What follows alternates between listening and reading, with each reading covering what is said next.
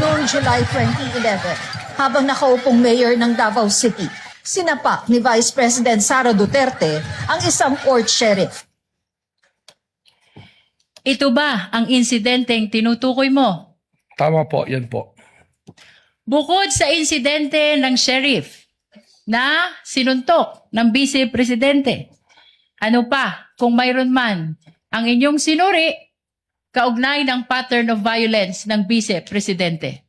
As part of our investigation, kami po ay nakakakuha ng mga dokumento related po dito sa aming inimbestigan kung saan we got hold of a affidavit of ito pong dating police ni si Arturo Las Canas na self-confessed member ng DDS na kung saan doon po sa kanyang affidavit na yan ay atin pong nakita at inilalarawan po at sinasabi nitong ni Arturo Las Canas na ang Vice Presidente mismo ay kasama doon sa Oplan Tokhang, isa sa mga arkitekto ng Oplan Tokhang. At dito rin po niya sinabi na instead na barilin at patayin para hindi nalalaman ng media, ay kidnapin na lamang yung mga subject po, mga shabu users o kaya yung pong ibang gumagawa ng krimen o nagtitinda ng droga at ibaw na lang po sa isang quarry. Na kung saan natagpuan po later nitong Laod Quarry na mayroon pong mga biktima ng extrajudicial killings.